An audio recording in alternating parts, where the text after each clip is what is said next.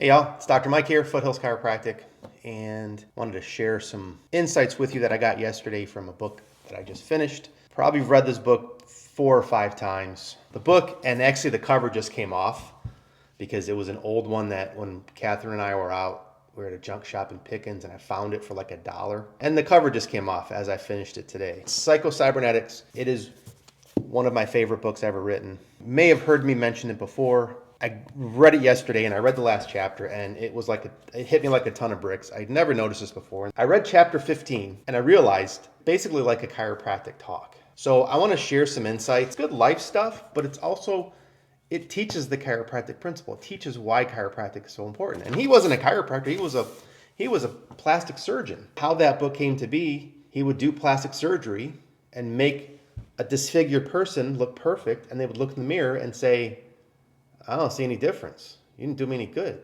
And he realized that what was more important than the outer image was the self-image. And so Psychocybernetics is about improving your self-image and helping you achieve whatever goals that you want to achieve better and more efficiently. He also talked about the automatic success mechanism that we all have within us, a mechanism to help us get to our goals. So if we set a specific goal, unconsciously, we work to move us towards it, if we're clear about what goal we want. So the title of chapter 15, I'm just going to read some excerpts from it. I think it's going to be very helpful, so stick with me. The title of chapter 15 is More Years of Life and More Life in Your Years. One of the sections talks about life force. Life force, the secret of healing and the secret of youth. You may or may not have noticed that I refer to what we call life force. On my wall, it says the power that made the body heals the body. That power is our life force. So he's talking about chiropractic even though didn't even know he was talking about chiropractic. Life force, the secret of healing and the secret of youth. Here we go. This elan vital, life force or adaptation energy, call it whatever you will, manifests itself in many ways. The energy which heals a wound is the same energy which keeps all our other body organs functioning. When this energy is at an optimum, all our organs function better. We feel good. Wounds heal faster. We are more resistant to disease. We recover from any sort of stress faster.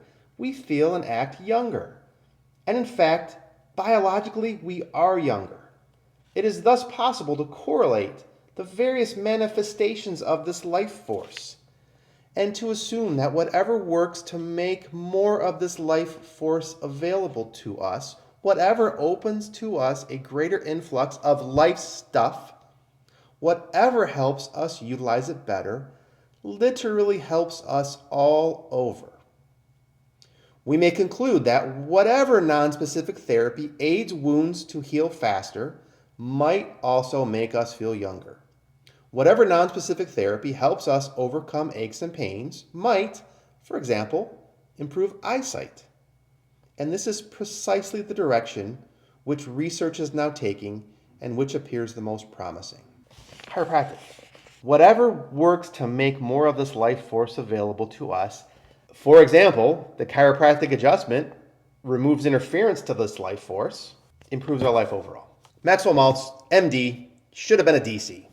That's all I'm saying. Should have been a chiropractor. So that's the first part. That's like chiropractic 101. Like he nailed it with that. The next thing, and this is, I think, even more important about how healing works. Thoughts, attitudes, and emotion affect how the body heals. And I notice it in myself. I'm speaking to myself as well. Thoughts, attitudes, and emotions affect your health and how you feel. Period. The end. I know in my life, the better my thoughts, attitudes, and emotions, the better I feel.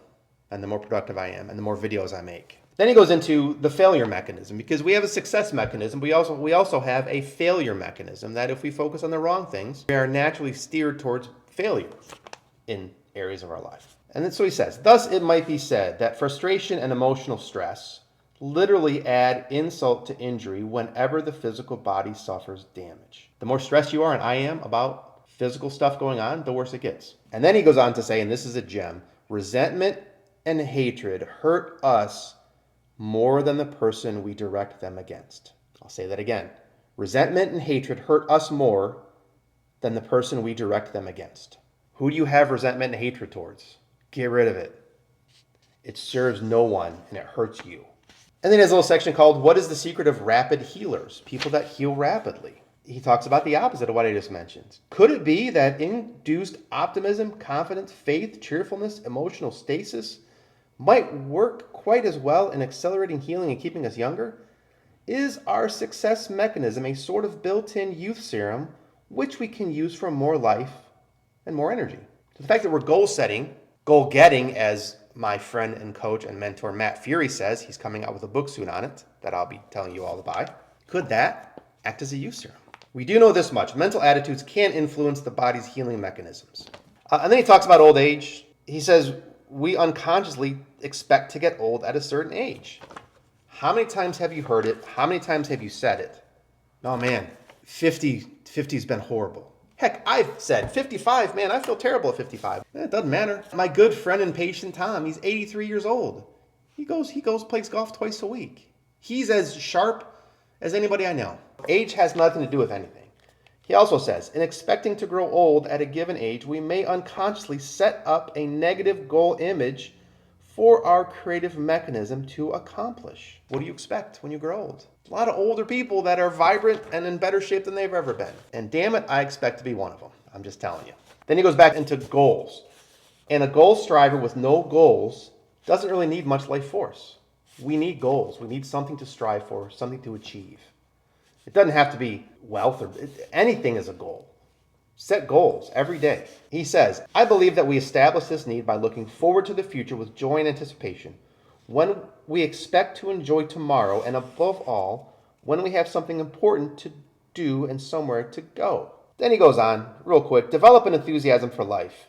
Create a need for more life, and you will receive more life. We age not by years, but by events and our emotional reactions to them, says Dr. Arnold A. Hutschnecker, the physiologist. Faith, courage, interest, optimism, looking forward brings us new life and more life. Got it? Futility, pessimism, frustration, living in the past are not only characteristic of old age, they contribute to it. And I'm wrapping it up here soon. We only got a couple more quotes I want to share with you. But check this out. In his section called Why I Believe in Miracles, and this is, again, right out of the chiropractic handbook. I do not understand the power of the life force which operates the mechanisms of healing, nor do I understand how that force is applied or just what makes it work. I do not understand the intelligence which created the mechanisms, nor just how some directing intelligence operates them. How many times have I said, I don't know why you got better, I just adjusted you and you got better. I don't know how it works. I don't know how I help people. I don't know how chiropractic works, but I know that it does.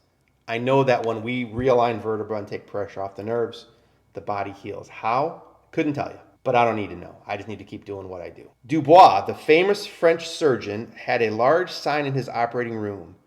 The surgeon dresses the wound, God heals it. Dubois understood chiropractic better than most chiropractors do. And then lastly, on the last page of the book, it's awesome. Everyone's real life goal, as I said in the beginning, is for more life and more living.